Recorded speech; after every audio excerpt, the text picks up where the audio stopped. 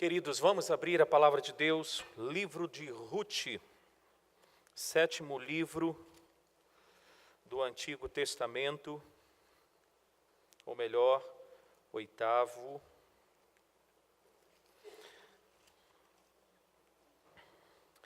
Rute, capítulo 2.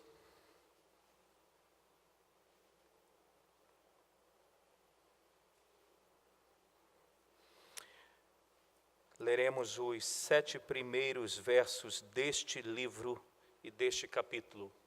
Rute, capítulo 2, do verso 1 até o verso 7. Eu quero convidá-los que os irmãos possam ler de forma alternada comigo esses versos.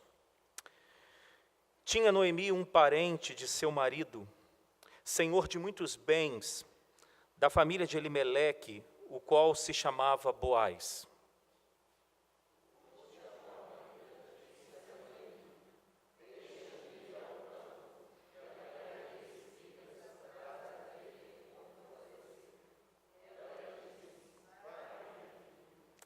Ela se foi, chegou ao campo e apanhava após os segadores. Por casualidade, entrou na parte que pertencia a Boaz, o qual era da família de Elimeleque.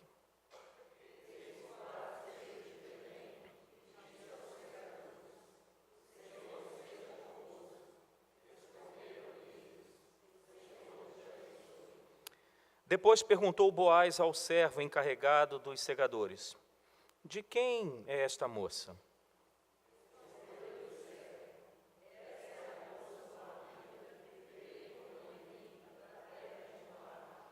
Disse-me ela: deixe-me rebuscar espigas e ajuntá-las entre as gavelas e após segadores. Assim ela veio, desde pela manhã até agora está aqui, menos um pouco que esteve na choça. Vamos orar, irmãos, mais uma vez. Senhor, nós viemos aqui para te adorar. Nós viemos aqui porque reconhecemos a tua grandeza, o teu poder. Viemos aqui porque fomos alcançados pela tua maravilhosa graça. Viemos aqui por obediência, porque a tua palavra nos diz que nós não devemos deixar de congregar. Nós viemos aqui também para ouvir a tua voz por meio da exposição e aplicação da tua palavra. E para isso, dependemos do teu Espírito, abrindo os nossos corações, abrindo a nossa mente, para que possamos entender o teu propósito, o teu querer nas nossas vidas. Que o Senhor nos dê a graça, então, de após ouvirmos a tua palavra, termos a certeza de que algo no nosso coração o Senhor ministrou. Em nome de Jesus. Amém. Amém. Nós temos falado um pouquinho deste livro com os irmãos, só para que a gente recapitule o capítulo 1, que nós já trabalhamos aqui. A primeira exposição foi do verso 1 até o verso 5 deste capítulo 1, e no domingo passado, pela manhã, boa parte dos irmãos, alguns estavam em encontro de casais, outros viajando, alguns enfermos. E nós falamos então do verso 6 até o verso 22, finalizando assim o capítulo 1. O capítulo 1 de Rute, irmãos, é provável que seja um dos capítulos mais tristes das Escrituras Sagradas. Por que seja um dos capítulos mais tristes das Escrituras Sagradas? Porque uma família sai de Belém, que significa casa do pão, porque não havia comida, ou fazendo um trocadilho com as palavras, não havia pão na casa do pão. Mas a cidade de Belém, ou Israel, não estava passando por uma fome, por uma administração ruim, talvez dos seus políticos da ocasião. Por algum tipo de corrupção, a comida não estava chegando no prato dos moradores de Israel, mais propriamente da cidade de Belém. A falta de comida, a fome que Belém estava passando, era, na verdade, um juízo de Deus sobre o seu povo. Lembrando que o livro de Ruth está dentro do contexto do livro de Juízes, onde ali nós encontramos a apostasia do povo de Deus. Em outras palavras, o povo virando as costas para Deus, o povo desejando sua autonomia ou viver conforme o curso da sua própria vida. Deus, então, como forma de juízo, até mesmo para que o povo pudesse voltar para Ele, Deus, então, envia fome até Belém. E o que esta família, formada por um casal e 2 filhos homens, eles fazem? Ao invés de se arrependerem, de buscarem ao Senhor, talvez de serem instrumentos de arrependimento, até porque nós tivemos, quando falamos dos 5 primeiros versos, era uma família muito influente em Belém, de Judá, mas eles preferiram tomar um outro rumo. Foi o termo até que eu usei aqui. Eles preferiram a grama mais verde do vizinho, porque a grama mais verde do vizinho é sempre a melhor. E eles então, ao olharem para Moabe, este vizinho que supostamente tinha uma grama mais verde, eles vão rumo a Moabe. E lá, dentro de uma perspectiva de ficar pouco tempo para saciar assim a sua fome, eles ficam em torno de 10 anos em Moabe. Ali seus filhos Malom e Quilion se casam com 2 moabitas, Ruth e Orfa. Só que nesse período de 10 anos, o texto nos diz no capítulo 1 que acontece um fato triste. Ruth, ou melhor, Noemi, perde o seu esposo, que se chama Elimeleque. O texto diz ainda que dentro desse período de 10 anos, Noemi não só perde o seu esposo, como também perde os seus 2 filhos. Por isso que eu disse que talvez seja uma das histórias mais tristes do Antigo Testamento ou das Escrituras Sagradas. Só que Deus, Ele é misericordioso. A sua misericórdia dura para sempre. Cantada por salmistas, por Moisés, dentro do livro dos Juízes, os seus próprios juízes que Deus levantou para que pudesse ali ser instrumentos dele, cantaram a sua misericórdia. Verso 6, volte seus olhos para o capítulo 1. Diz então o seguinte: então se dispôs ela, está se referindo a Noemi, com as suas 2 noras e voltou para a terra de Moabe, porquanto nesta ouviu que o Senhor se lembrara do seu povo, dando-lhe pão. Deus nunca esquece do seu povo. Nós falamos isso domingo pela manhã. Deus nunca esquece do seu povo. Por isso que eu digo e eu repito, as suas misericórdias duram para sempre. Noemi ouviu que Deus tinha então tido misericórdia do seu povo, e ela decide voltar para a terra de Belém. E nós falamos no domingo pela manhã, diante dos sofrimentos, das lutas, das adversidades da vida, nos abre uma encruzilhada na nossa frente. Qual caminho tomar? Normalmente o nosso coração deseja o caminho mais fácil. Eu dei até um exemplo aqui domingo passado pela manhã. Quando existe um problema, exemplo no casamento, qual é o caminho mais fácil? A separação. Nosso coração sempre sugestiona o caminho mais fácil. Então, do verso 6 até o verso 22 do capítulo 1, quem compõe o livro de Ruth nos narra, então, uma postura diferente de cada uma destas mulheres, Noemi, Orfa e Ruth. Noemi, diante das adversidades, das lutas da vida, ela se torna amarga, a ponto de falar, ao chegar em Belém, dizer assim, não me chame mais de Noemi, ou seja, de graciosa, de doce, me chama de Mara, porque eu agora sou uma pessoa amarga, sobre mim pesa a mão do Senhor. Ela chega ao ponto de dizer para as suas noras e fala assim: minhas noras, voltem para Moabe. Em outras palavras, ela está dizendo: não vale a pena adorar o meu Deus, fique na cidade de vocês, adore ao Deus de vocês, porque esse Deus que eu servi e que eu sirvo, ele só pesa a sua mão sobre mim. Essa foi uma atitude tomada por Noemi e que às vezes nós tomamos diante das lutas e da adversidade da vida. Existe uma outra atitude, a atitude de Orfa. Orfa, no primeiro momento, chorou, e num segundo momento ela chora novamente, por isso que o choro não significa muita coisa. E ela chora, dá um beijo na sua sogra e volta para Moabe.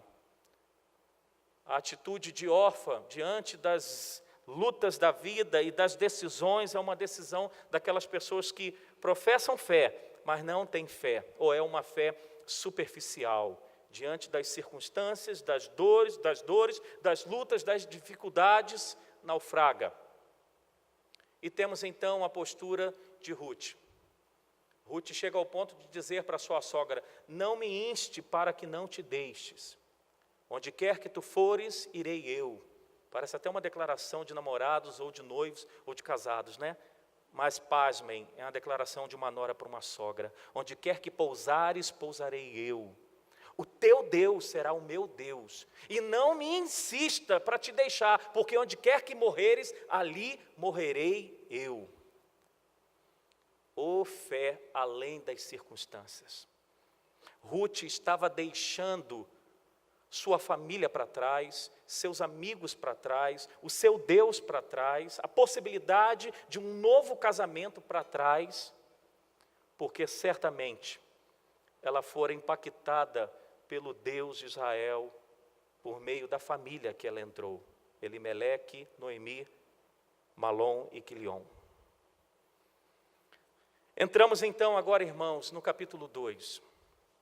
O capítulo 2, nós podemos dizer que Deus transforma a história de Ruth em apenas um dia. Um dia, vamos usar um termo que depois eu vou trabalhá-lo, a sorte de Ruth foi mudada. A página, podemos dizer assim, de dor da vida de Ruth, e por que não dizer da vida propriamente da Noemi, estava para ser virada a página da dor. O texto nos diz, então, que Noemi, ela tinha um parente de muitos bens, de muita posse, que na verdade era família, fazia parte da família do seu esposo, Elimeleque. O texto diz, então, que ele se chamava Boaz. Aqui começa a vida de Ruth mudar. Aqui começa, eu coloquei aqui alguns aspectos. Aqui começa então a virada da vida de Ruth. O texto diz, verso 2, que ela chega então e diz à sua sogra a seguinte forma: deixe-me ir ao campo e eu apanharei espigas atrás daquele que favorecer. E diz então a sua sogra: vai, minha filha. A ideia é que bem não chegara em Belém, Ruth já se dispõe a um trabalho. Vale a pena lembrar que quando elas estão de volta para Belém, a possibilidade de vida era de viver de esmolas. Mas não obstante esta realidade que estava esperando estas duas mulheres em Belém, ao chegar em Belém, Ruth prontamente ela se dispõe a poder sair de casa e pegar espigas que eram deixadas para trás pelos segadores em um dos campos em Belém. O verso 3 diz então que ela foi até um campo. E é tão interessante que o verso 3 diz aí?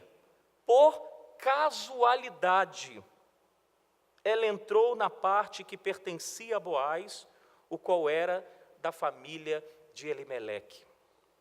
Por casualidade, irmãos, você pode certamente, e sem forçar o texto, alguns irmãos falam assim, gente, então era para ter essa palavra aqui, não era para estar casualidade. Mas casualidade, a palavra que eu vou falar agora, ela surgiu muito depois de estudos. Qual seria a palavra aqui? Providência de Deus. Pela providência de Deus, para onde que Ruth entra? Ela entra no campo que pertencia a Boaz, ou seja, que pertencia a um parente do seu sogro, e ele, naquele contexto, seria um resgatador da própria vida de Ruth, como também da vida da sua sogra Noemi. Qual lição, irmãos, que eu tiro aqui para a gente nessa noite, para a nossa vida?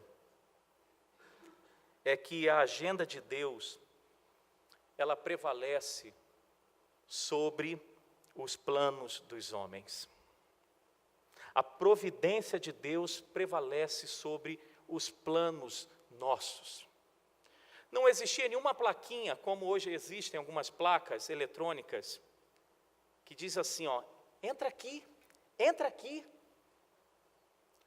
Ou o texto não diz que Ruth sentiu algo no coração. Ou ela fez assim, né? Unidunite, salame, eu vou entrar, é aqui. Não diz. Pela providência de Deus, ou seja, a mão invisível de Deus, nos meios comuns das nossas decisões do dia a dia, aprove Ruth então entrar no campo de Boaz para colher espigas. Ou seja, os passos de Ruth foram guiados pelo Senhor.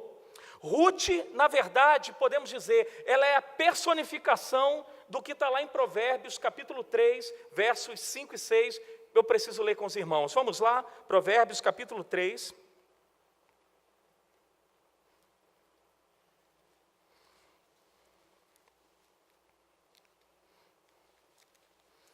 Provérbios, capítulo 3, versos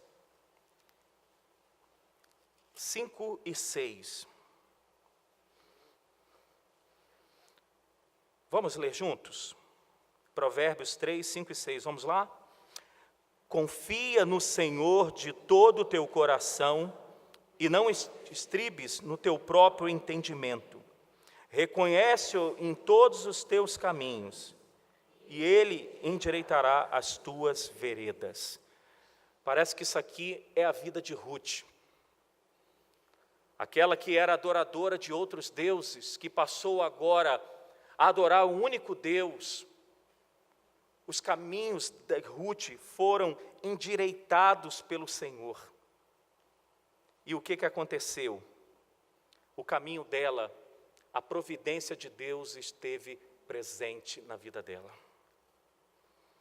Tem um irmão nosso que faleceu em 1984, deixou alguns escritos, alguns livros, chamado Francis Schaeffer. Foi um pastor presbiteriano e também mais conhecido como filósofo também. O Francis Schaeffer, ele dizia o seguinte: a vida ela é composta de 2 andares.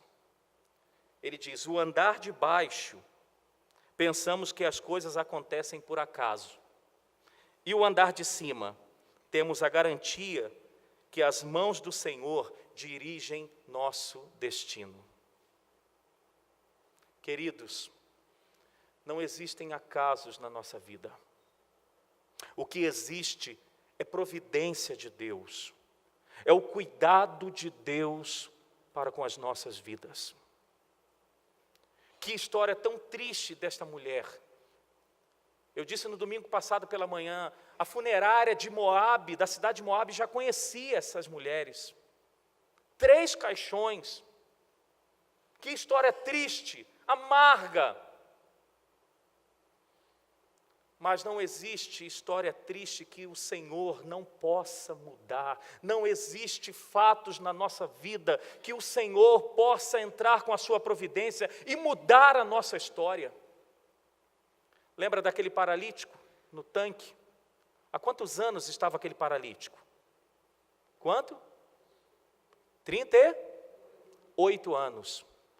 Quantos dias a vida dele foi mudada? Num único dia. Quando o Senhor entra naquele lugar. Não foi por casualidade que Jesus entrou naquele lugar. Foi por providência para curar aquele homem e transformar a vida daquele homem. Foi casualidade que Jesus entrou na cidade de Naim, numa cidade onde estava Jesus chegando com uma multidão e uma outra multidão. Que multidão é esta? Uma viúva sepultando agora o seu único filho. Imagine, uma multidão do lado de cá e outra de cá, uma entrando na cidade e outra saindo. Foi casualidade que Jesus disse, vamos até Naim? Não foi. Foi providência de Deus para ressuscitar aquele menino, para restituí-lo à sua mãe, para que a sua mãe também não vivesse de esmola para o resto da sua vida. Não só isso, mas não vivesse amargurada para o resto da vida. Irmãos, não desanimem diante das lutas, diante das dores, das dificuldades que nós passamos pela vida. A providência de Deus pode chegar e ela sempre chega e muda as nossas vidas. Se tiver algo que você tenha que sair daqui gravado no teu coração, é isso. Às vezes nós achamos que a nossa vida, ela é um conto bonito, e nós sabemos que não é. Hoje pela manhã eu falava com a irmã, que todos nós temos dois mundos dentro de nós. Um mundo é um mundo ideal, que nós não gostaríamos que tivesse fofoca, problemas de família, problemas com filhos, problemas de desemprego. Esse é o mundo ideal. Todos nós idealizamos o mundo. Só que a gente tem um mundo real, um mundo de queda, um mundo em que eu e você tanto somos afligidos como também afligimos. Mas nós podemos contar com a providência de Deus nesse mundo. Quando o nosso coração está completamente em Deus, Ele endireita as nossas veredas. Essa atitude de Ruth, diante dessa providência de Deus, tão interessante que as casualidades humanas, na verdade, não só são providências de Deus, mas, eu repito, são as mãos invisíveis de Deus nas nossas decisões do dia a dia. Às vezes nós não entendemos, vamos entender só depois de alguns momentos, ou talvez de alguns dias, semanas e anos, nós vamos entender o porquê de Deus ter permitido determinadas situações. Só que eu quero também olhar nestes versos para o instrumento da providência de Deus, que foi Boaz. Diz o texto que, verso 4, que Boaz ele veio de Belém e ele chega até o seu campo. E ao chegar no campo, ele diz para os seus funcionários algo que nos impressiona, ou pelo menos deve nos impressionar. O que ele diz para os seus empregados? O Senhor seja convosco. Irmãos, vale a pena a gente lembrar o contexto daqui. O contexto era a época dos juízes. Era a época que cada um fazia o que achava reto. Era uma época em que havia um declínio tão grande da moral e principalmente da espiritualidade. Chega esse homem, então, no seu campo e diz para estes funcionários o seguinte: que você sinta a presença de Deus hoje no seu trabalho. Que homem! Imagine você, eu vou fazer igual Elias Medeiros, mas não vou quebrar o vidro, não, o copo não, tá, gente? Eu estou com calor aqui. Vocês imaginem, quem tem aí funcionários, você chegar no trabalho amanhã e você falar assim para o teu funcionário, que você sinta a presença de Deus hoje. Você vai receber alguns olhares assim, talvez de reprovação. O que aconteceu com ele ontem lá na igreja, hein? Talvez você receba um olhar com lágrimas nos olhos. Porque o que as pessoas, como também naquela época, estão carentes, são de carência de Deus. Boaz chega no seu campo e diz: que o Senhor seja convosco. E a resposta dos funcionários, olha só, que o Senhor te abençoe. Quantos de nós somos empregados e às vezes nós amaldiçoamos o patrão, né? Aquele miserável, sexta-feira no trabalho e eu tenho que ficar aqui ralando, né? Sexta-feira ele pega a caminhonete dele e vai para o sítio. E os funcionários abençoam também o seu patrão. Verso 5 diz que Boaz, ele repara que no seu campo há uma moça. E ele pergunta, talvez, o seu capataz, verso 6, que moça era essa? E o seu capataz responde que era uma moça moabita, e logo enseja logo que veio com Noemi da terra de Belém, porque certamente uma moabita, uma estrangeira, não poderia colher ali naquele campo, em Belém. O verso 7 então diz que, disse-me ela, o capataz informando a Boaz, que ela pede para rebuscar as espigas e ajuntá-las entre as gavelas, ou seja, feixes, após os segadores.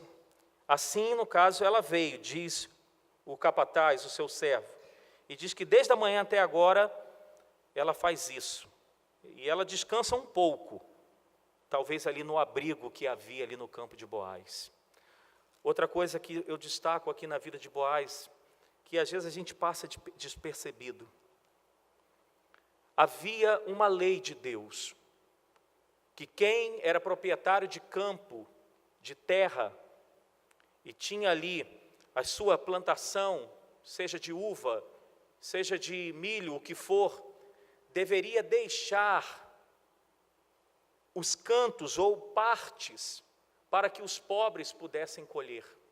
Vamos lá em Levítico para a gente ver isso. Levítico 19, versos 9 e 10. É bom que a gente vai no texto. Levítico 19,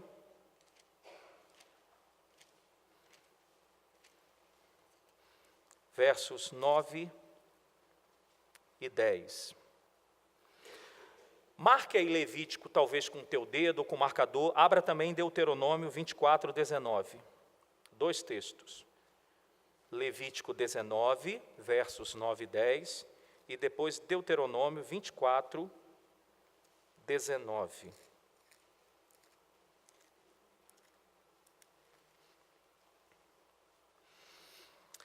O que nos diz os versos aí do capítulo 19 de Levítico? 9 e 10. Vamos lá? Todos? Quando também cegares o canto do teu campo, não cegarás totalmente, nem as espigas colherás da tua messe.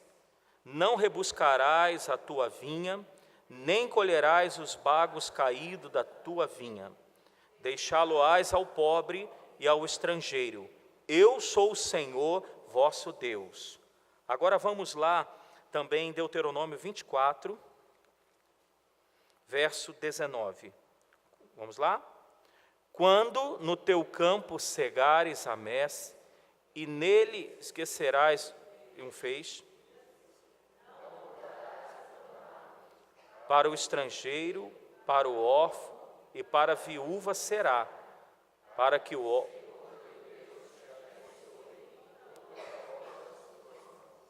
Irmãos, agora pense comigo de uma forma lógica, e lembrando novamente do contexto. Belém estava vindo de uma fome. Belém estava vivendo um contexto de que cada um fazia o que achava reto. Conhecendo o homem, conhecendo o nosso coração em tempo de crise, quem deixaria algo para trás? Quem deixaria um feixe ao cair para trás? Quem? Boaz. Boaz deixou. Ou Boaz deixava os cantos do seu campo para que órfãos, para que viúvas, para que estrangeiros pudessem colher. Que caráter, irmãos, deste homem vivendo num tempo semelhante ao nosso. E aqui eu tiro outras duas lições para a gente. A primeira, é possível sacrificar, ou melhor, antes, é possível nutrir um interesse fervoroso por Deus, mesmo quando a maioria das pessoas não estão nem aí para Deus. Era tempo de declínio espiritual, eu repito. Mas Boaz não só pensa em Deus, mas ele fala de Deus para os seus funcionários. Irmãos, nós vivemos dias de declínio espiritual. Já falamos isso aqui de púlpito por vários pregadores e eu repito. Países que foram berço do Evangelho, hoje são países, como nós lemos, né, pastor Tiago? Pós tudo, inclusive pós Deus. E se Deus não tiver misericórdia da nossa nação, Brasil, nós estamos a passos largos para nos tornar também um país pós-cristão.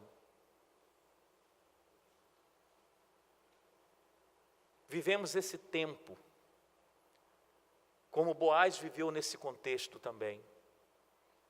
Mas sabe de uma coisa, é possível manter um fervor por Deus, mesmo quando essa busca por Deus está em declínio, irmãos. É possível amar ao Senhor, é possível servir ao Senhor, é possível amar a vida de oração, uma vida de não só leitura e meditação na palavra, mas de viver da palavra de Deus. É possível. Porque Boaz não era um super-homem ou um crentão. Ele apenas mantinha um desejo, um ardor fervoroso por Deus. Irmãos, é possível nos nossos dias. Porque se percebermos, há uma frieza entrando no coração da igreja. Chama o povo para orar. Chama o povo para estudo bíblico. Eu falo do nosso contexto. Será que toda quinta-feira eu não tenho condições de estar aqui às 20 horas? É você que pensa com Deus.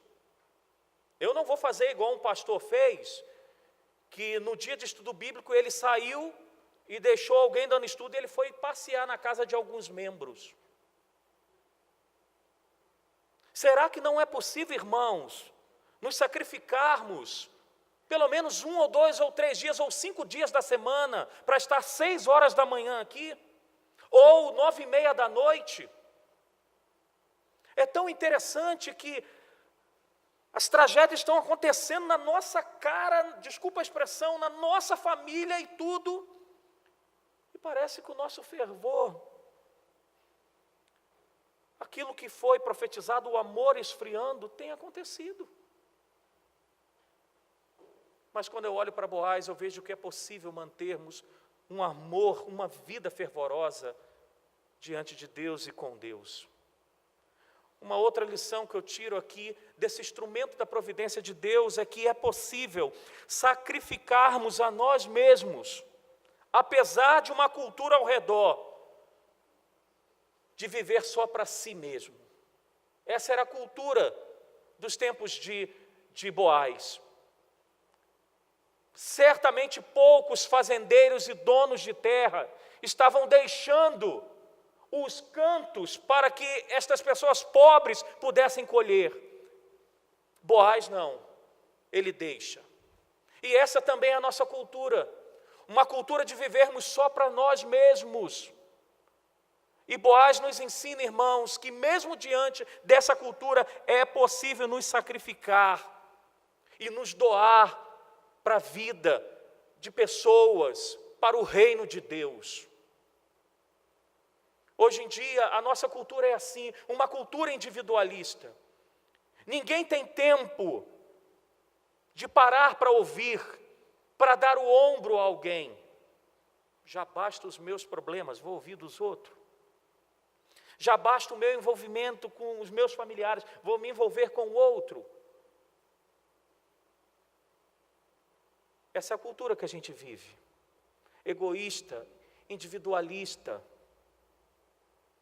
Mas é possível, irmãos, nos doarmos, nos negarmos e verdadeiramente vivermos para aquilo que a gente tanto fala que já se tornou até frase pronta, para a glória de Deus.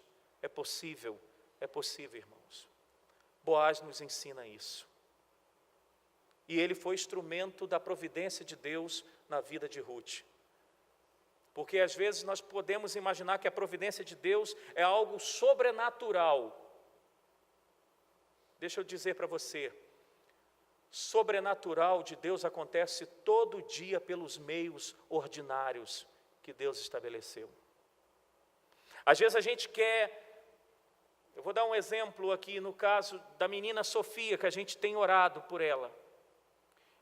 Eu estou num grupo que o padrasto me colocou, então todos os dias eu estou acompanhando a notícia e tudo, e o que mais no grupo eu percebo é as pessoas aguardando um sobrenatural de Deus, sem os meios que Ele estabeleceu.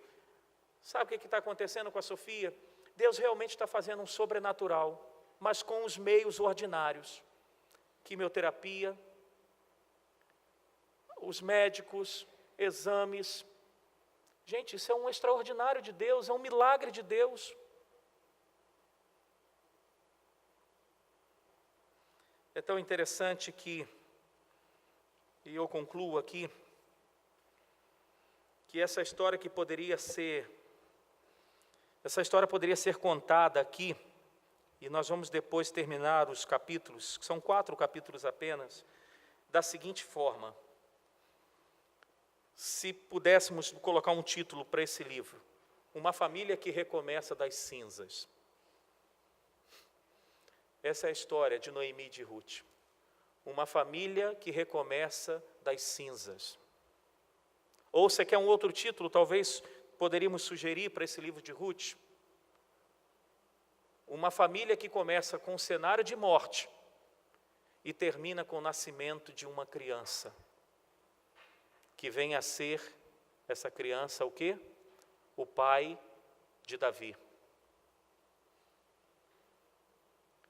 Assim é a história, irmãos, também do povo de Deus.